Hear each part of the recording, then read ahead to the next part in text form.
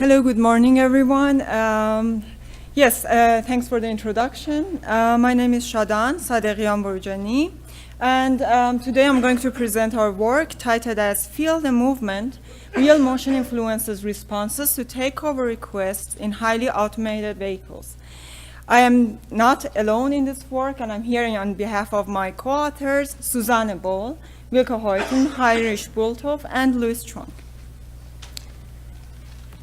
To start, I would like to talk a little bit about vehicle automation and driving automation. Some of you might already know this picture. This picture is actually an advertisement published by the Power and Light Company in 1950s. But 60 years have passed almost, and we're still not there. So, according to NHTSA, which is the National Highway Transport Safety Association, the automation of the vehicle does not happen overnight, and actually there are different levels of automation. From level 0, when there is no automation and the driver has a full control, to level 5, where there is a full self-driving under all the conditions.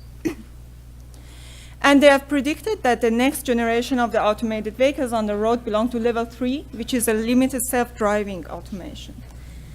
This picture is released by Volvo, showing the level 3 of automation. As you can see, the driver is sitting in a reachable distance from the vehicle controls, like the steering wheel and the pedals, but still he can engage himself in a non-driving task, such as reading. And so the driver has less situational awareness, because as a consequence of paying less attention to the environment around and being engaged to a non-driving task. However, in this level, when the automation reaches its limits, the driver is asked to take over the control. These situations are called takeover situations. In a takeover situation, a highly automated vehicle, which is driving in automated driving mode, issues a warning to the driver, called takeover request, and asking them to take the control of the vehicle and switch to manual driving mode. What happens in a takeover situation is that the driver has to first disengage from the non-driving task, and then they have to perceive, understand the driving environment, and then later make decisions and act accordingly. So as you can see here, there is a, So there is a attention disengagement from the non-driving task and a shift of attention to the driving task. Therefore, the design of the takeovers request should support the drivers in these situations and should account for the likely levels of situational awareness of the driver, so that the driver can take the control and there's a smooth transition.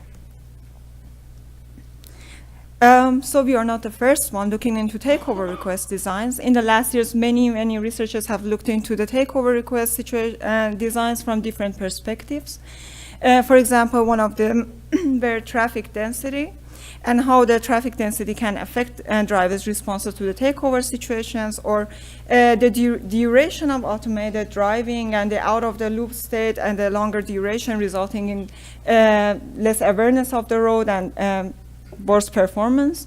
But also some other researchers look at the presentation parameters of the takeover request, such as the time and when the takeover request should actually be presented, or what kind of modalities are more effective to present a takeover request, and what kind of information should be conveyed to the driver at the takeover request to prime them with the situation.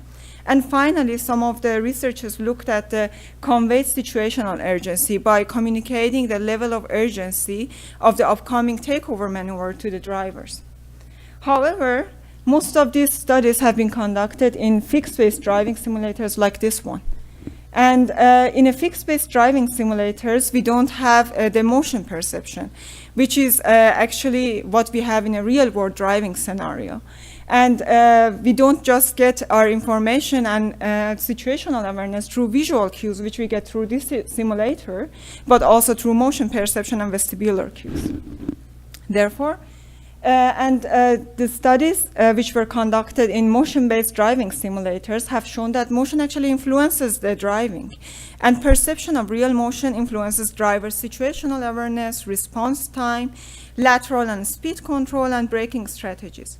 However, these results cannot be generalized to actually see that how drivers with the presence of motion react to the takeover request and if this can influence them. Because as I showed you in the picture before, a driver in a highly automated vehicle has their eyes off the road and because of being engaged, and they have a partial perception of the environment around them.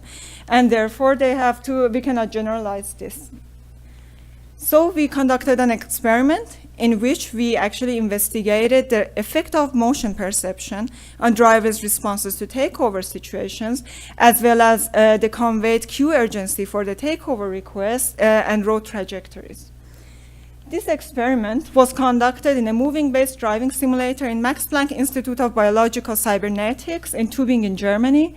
This moving-based driving simulator is a closed cabin mounted on a robot arm with 8 degrees of freedom of movement, mounted on a railing system, and the participant sits in this closed cabin with a full stereo projection.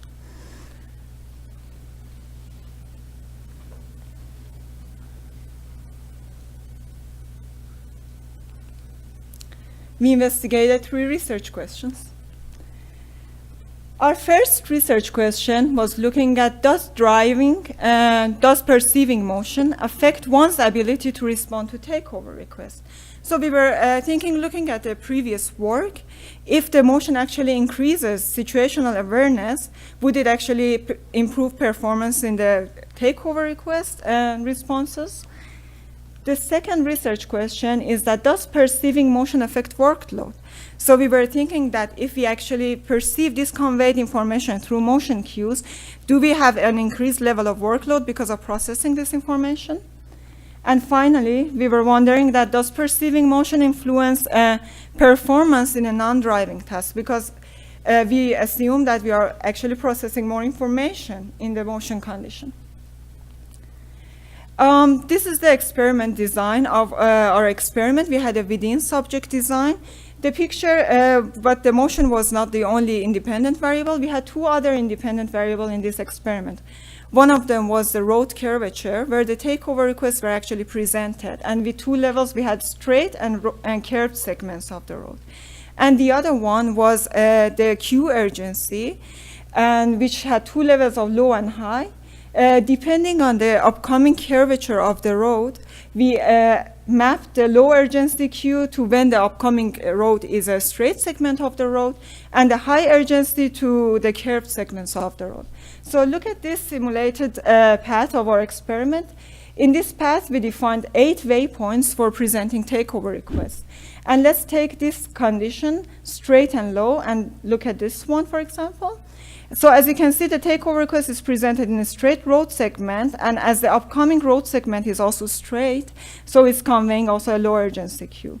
Contrarily, when we look at curved and high, like this one, this is an example of it, the takeover request is presented on a curved segment of the road, and also the upcoming curvature is a curved segment, so it's conveying high urgency. To have the drivers engage in a non-driving task, we chose the reading span task. In this task, the participants were presented with a sentence where they had to make a veridical decision if the sentence semantically makes sense or not.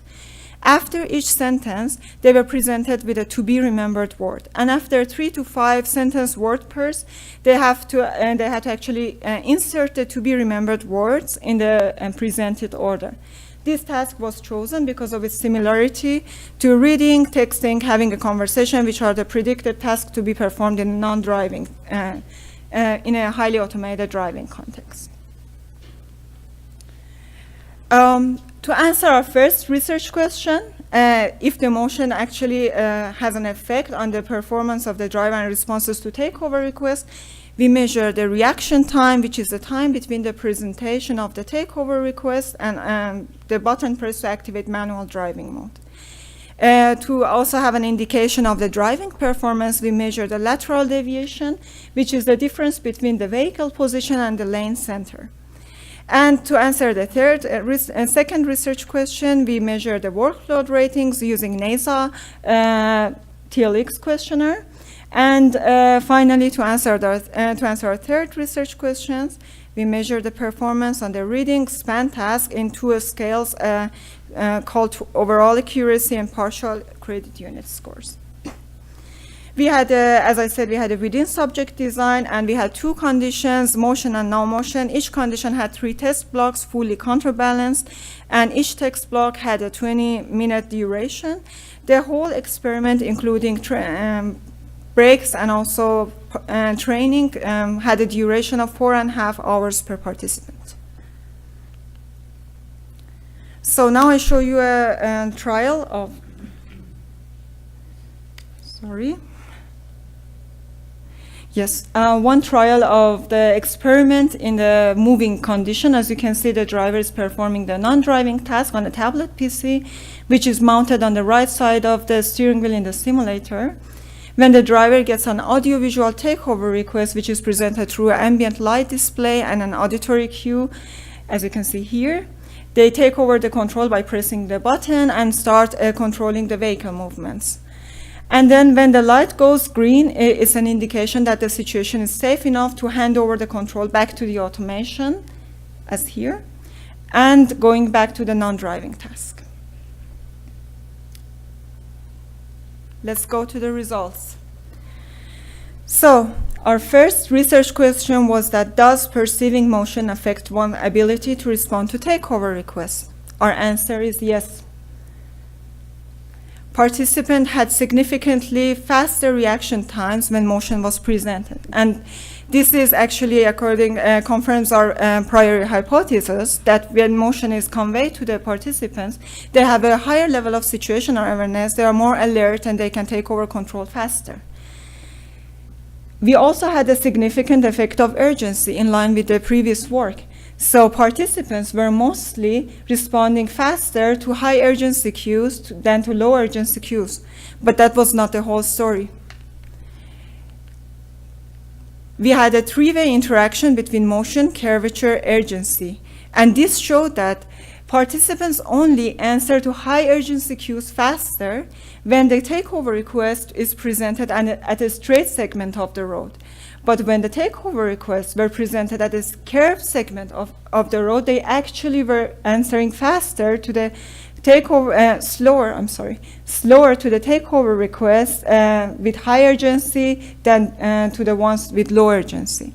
And these results show that the actually response of the participants is not just governed by the urgency conveyed through the cues, but actually participants answer to the takeover request depending on their situation awareness of the road, and actually they emphasize on the driving performance rather than reaction time. Similarly, looking at the lateral deviation results, we saw a significant lower lateral deviation from the center of the lane when motion was available, because through the motion perception, participants were more aware of the trajectories of the road, and actually they were more alert and aware of how to take over the control and also how to deal with the maneuvering of the vehicle. So these results also show that just conveying the cue urgency is not enough to guarantee a safer performance at takeover situation. We didn't find any significant effect of motion on the workload ratings. These, together with the previous results, showed that although motion actually convey information to us, it doesn't have an effect on the workload perception. And finally, we didn't find any significant effect of motion on the non-driving task performance. And these results also show that although we have to process the information we receive through the motion cues, this doesn't impair or improve our performance in the non-driving task. So, getting all these results, we have some implications for designing the takeover request. For example, the presentation timing of takeover requests should be context dependent, specifically if the road curvature or the urgency of the upcoming maneuvers. And the presentation modality should adapt to the modality of the non-driving task and should definitely account for presence of visual and motion cues. And finally, the conveyed information by takeover request could communicate, actually recommend the takeover maneuvers in order to facilitate fast decision making. To conclude this work, we conclude that users responded faster and demonstrated better control when motion was available. With motion, users' responses to takeover requests vary depending on the context where the takeover request is presented. I'm sorry. Sorry. And without motion, there is a chance that the situational awareness of the users can be severely underestimated. Therefore, the takeover request should actually focus on designs that are supporting decision-making rather than overemphasizing on designs for cueing situational awareness. I would like to thank you for your attention, and please contact me through my email in case of further conversations. Thanks.